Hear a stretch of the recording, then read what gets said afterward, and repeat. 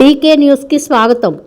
సింగరైకొండలోని Shri Chaitanya Navodaya residential పాఠశాల యందు 6వ తరగతి చదువుతున్న కౌశిక్ అనుమానాస్పద మృతి చెందడం జరిగి 10 రోజులు అయినప్పటికీ ఎటువంటి చర్యలు తీసుకోలేదు అని మున్సిపల్ చైర్మన్ షేక్ అబ్దుల్ గఫార్ అన్నారు.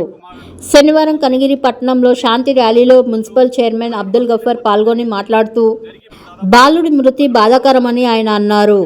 ప్రత్యేక అధికారులను నియమించినప్పటికీ ఇంకా చర్యలు చేపట్టకపోగా ఇంతవరకు పీఎం సర్టిఫికేట్ ఇవ్వకపోవడంపై అనుమానాలు రేకెత్తిస్తున్నాయన్నారు.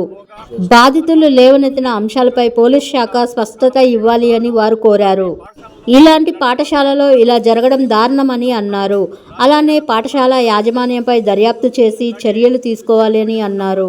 ప్రజలందరూ ముక్త కంఠంతో రాజకీయాలకు ప్రాంతాలకి అతీతంగా ఇలాంటి దుర్ఘటనలు జరగకుండా చూడవలసిన బాధ్యత అధికారులు తీసుకోవాలి అని ఆయన కోరారు.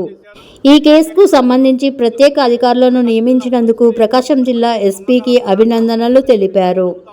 ప్రజల్లో ప్రకాశం జిల్లా పోలీసు వారిపై మంచి అభిప్రాయం, నమ్మకం ఉంది అని అన్నారు. పోలీసు వారు ఆ నమ్మకాన్ని పోగొట్టుకోకుండా వెంటనే బాధిత కుటుంబానికి న్యాయం చేయాలి అని ఈ సందర్భంగా ఆయన కోరారు.